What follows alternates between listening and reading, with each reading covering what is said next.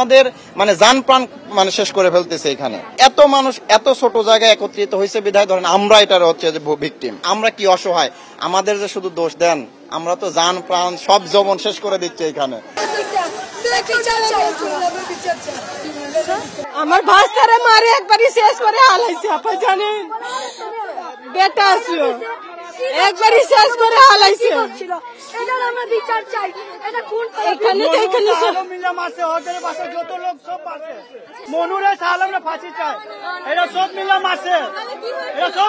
সকাল থেকে মারামারি হইতেছে এখানে, আর আজকে এখন আবার গেছে ইয়া করে মারামারি করছে। আবার একবারই পথ দিয়ে জান শেষ করে দিছে একবারই।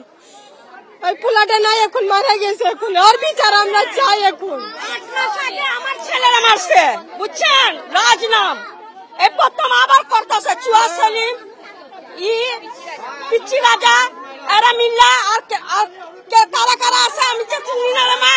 8 মাস আগে আমার পোলারা মারছে রাজ নাম, রাজ বাবুর্চির কাজ করাইছে হিলটনের থেকে। কিচ্ছু হয় নাই, কোনো কিচ্ছু হয় না, কালকা হয় না কিছু, আজকা হয় না কিছু। এখানে নিয়মিত পুলিশ আসে, অভিযান করে এবং এই নিয়মিত অভিযানের ফলে এবং নিয়মিত গ্রেপ্তারের ফলেই কিন্তু গত 10 মাসে এখানে কোনো ধরনের মার্ডারের ঘটনা ঘটে নাই।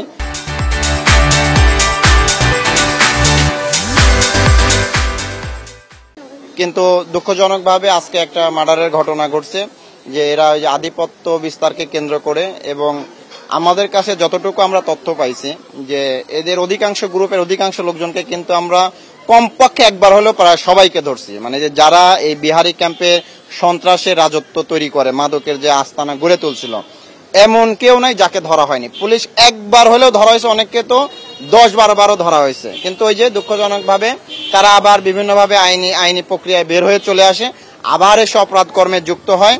এবং আজকে যে ঘটনা ঘটছে ওদের বারবার ধরার ফলে আমরা যেটা জানতেছি যে এরা কয়েকটা গ্রুপ এক হয়ে গেছে, এক হয়ে ওদের একটা যে একটা প্রদর্শনী মহড়া, সেইটা একটা মহড়া তারা আজকে এখানে দিয়েছে। এবং এই মহড়ার মধ্যে থেকে একটা নিরীহ ছেলে এখানে প্রথমে আহত হয়, পরে আমরা যতদূর জানি চিকিৎসাধীন অবস্থায় মারা গেছে। তো আমরা আজকে অভিযান পরিচালনা করে ফয়সাল নামে একজন ব্যক্তিকে একদম হাতে নাতে বড় অস্ত্র সহ ওই যে চাপাতি সহ আমরা কিন্তু ধরেছি, আমাদের হেফাজতে আছে। আর গতকালকেও একটা হচ্ছে যে মামলা রুজু করা হয়েছে, আজকে তো একটা মার্ডার মামলা রুজু হবে, এবং যারা এটার সাথে যুক্ত আছে তারা তো মার্ডার মামলায় আসামি হবেই। আর এরপর থেকে তো আরো ড্রাস্টিক্যালি অভিযান চলবে। আপনারা জানেন যে আমরা যৌথ বাহিনীর সাথে কথা বলেছি, র্যাবের সাথে কথা বলেছি, এটা আরো ব্যাপক আকারে এখানে চলবে ইনশাআল্লাহ। আমরা যত দূরে যে কথা বললাম তার নাম হচ্ছে শাহ আলম, বয়স হচ্ছে 15 মতো। এই পড়াশোনা করে সে, কি চিনো, কি করতো সে? সেলুনে কাজ করে না? আর বাবার নাম কি শাহ আলমের? রুবেল। তোর বাবার নাম হচ্ছে রুবেল। এখন পর্যন্ত আমরা তার কোনো পিসিপিআরে কোনো ব্যাড রেকর্ড পাই নাই, মানে এর আগে পুলিশের হাতে সে গ্রেপ্তার হয় নাই। বয়সও কম, মনে 15-16 বছর। ও মারামারি করে, কিন্তু পুলিশের হাতে হয়তো গ্রেপ্তার হয় না, পিসিপিআর নাই।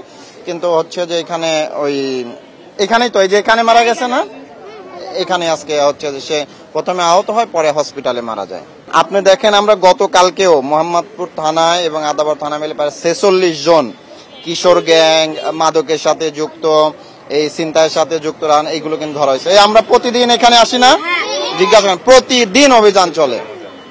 যখনই অভিযান হয় যাদের পাই আমরা ধরি, আমরা চলে গেলে এরা আবার দেখেন এক একটা সব দেখেন, এটা একটা মানে এখানে মনে হয় জিন বাস করে, সেকেন্ডের মধ্যে হারায় যায়। দেখেন একটা ঘরের মধ্যে যে কোন ঘরে কে থাকে না থাকে দেখেন, এবং প্রত্যেকটা ছাদের সাথে প্রত্যেকটা কানেক্টেড। যখনই আমরা অভিযান পরিচালনা করি, আমাদের তো আসলে 1000 পুলিশ নিয়ে অভিযান করার সুযোগ নেই। আমার পুরো মোহাম্মদপুর থানায় 15 লাখ পুলিশের মানুষের জন্য মাত্র 150-200 পুলিশ। এই যে আমরা দেখেন প্রায় পুরো থানার পুলিশ যা আছে সব নিয়ে চলে আসছে, বাকি থানা কিন্তু অরক্ষিত। বুঝতে পারছেন, মানে আমাদের যতটুকু সামর্থ্য আছে তার সর্বোচ্চ দিয়ে দিন রাত, রাতে আসোরা জানে আমরা রাতে আসি না, দিনে আসি না, যাকে পাই দেখা গেল যুক্ত আমরা ধরি না। দেখেন ওরা তো মিথ্যা কথা বলেন, আমাদের মানে জান প্রাণ মানে শেষ করে ফেলতেছে এখানে। তো ধরেন যে এত বেশি মানুষ অল্প জায়গায়, আর এরা হচ্ছে যে এত বেশি অপরাধের সাথে যুক্ত আছে। মানে এখন তো আমরা সেনাবাহিনী, র্যাবের সহযোগিতা নিচ্ছি, এবং আমরা তো আরো ওই যে পিসিআর থেকে ফোর্স নিয়ে আসি, রিজার্ভ ফোর্স নিয়ে আসি। আমাদের ধরেন যে লোক ধরতে কোনো অসুবিধা নেই। এই ঘটনাস্থল থেকে চাপাতি সহ ধরা হয়েছে, এবং সে ওই যে আপনি যে স্কুলে ছিলেন ওই স্কুলে ওকে ধরে রাখা হয়েছে। ওই যে দেখেন, এই যে দেখেন ভিডিও দেখেন, দেখা যাচ্ছে কিনা এই যে ভিডিও সহ দেখেন চাপাতি করা হচ্ছে। হ্যাঁ দেখেন সর্বশেষ অবস্থা হচ্ছে যে এই যে যারা এই ছোট ছোট গ্রুপের গডফাদার ধরেন বুনিয়া সোহেল, এই বুনিয়া সোহেলের বিরুদ্ধে কতগুলো মামলা ছিল? 37টা মামলা ছিল। 5 মাসের মধ্যেও বের হয়ে চলে আসছে সব মামলা জামিন থেকে। এখন আমাদের কাজ হচ্ছে ধরা, আইনের হাতে সোপর্দ করা। মানে জামিনের বিষয়ে এটা তো বিজ্ঞ আদালতের বিষয়, বিষয়ে আমরা কোনো প্রশ্ন তুলতে পারি না।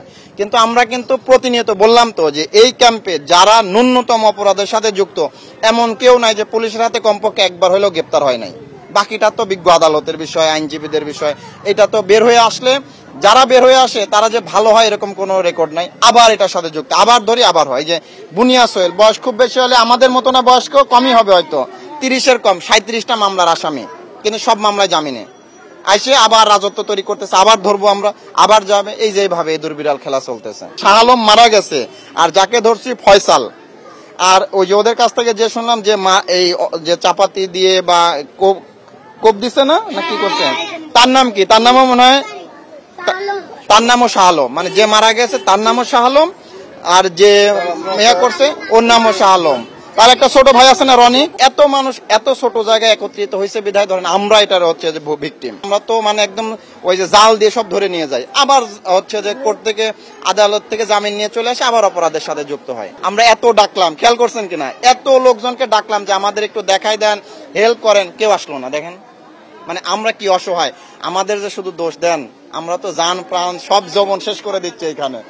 এই ক্যাম্পের মধ্যে একবার এই পাশে থেকে ওই পাশে গেলে 1 বছর আয়ু শেষ হয়ে যায়।